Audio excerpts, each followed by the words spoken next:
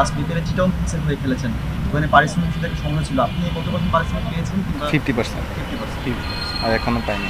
রিয়াদ ভাইয়ের হাতে আমার টি-20 ডেবিউ ক্যাপটা পাওয়া, সো ওনাকে অবশ্যই মিস করবো। শান্ত ভাই ক্যাপ্টেন্সি ভালো লাগে, উনি অনেক অ্যাগ্রেসিভ ক্যাপ্টেন, সবসময় জিতার জন্যই থাকেন। সো আমাদের এখানেও সেম প্রসেসটা উনি এখানেও করতেছে। সো ওনার ক্যাপ্টেন্সিতে খেলে ভালো লাগছে। 140+, 145+ বোলিং করতেছে। সো ওর বলটা এখানে খেলে ম্যাচে গেলে অন্যান্য বলার বল একটু ইজি মনে হয়, বা একটু জোরে বলার আসলেও মানে বোঝায় না যে না ঠিক আছে টাফ খেলতেছি।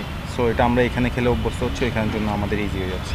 ব্যক্তিগত ওইভাবে কোনো লক্ষ্য সেট করা নাই, just match by match consistency performance করার ট্রাই করব, ইনশাল্লাহ এটা করতেছি। সো এটা কন্টিনিউ ধরে রাখার চেষ্টা করবো। রিয়াদ ভাইয়ের হাতে আমার টি-20 ডেবিউ ক্যাপটা পাওয়া, সো ওনাকে অবশ্যই মিস করবো। টানা সপ্তমবারের মতো বেস্ট টিস্যু পেপার ব্র্যান্ড হিসেবে স্বীকৃতি পেয়েছে বসুন্ধরা টিস্যু।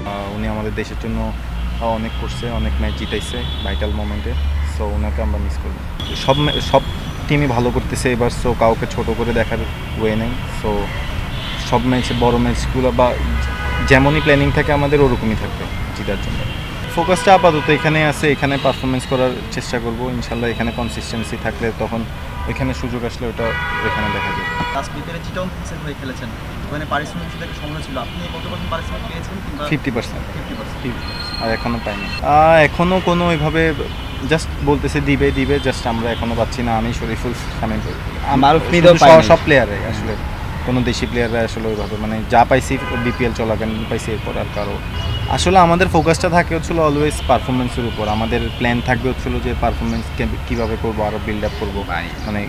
সো আমাদের তখন যদি চিন্তা করতে হয় যে পারিশ্রমিক নিয়ে যে পাচ্ছি না, সো এটা আসলে ফোকাসে একটু ব্যাঘাত ঘটায়। সো এটা একটু টাফ।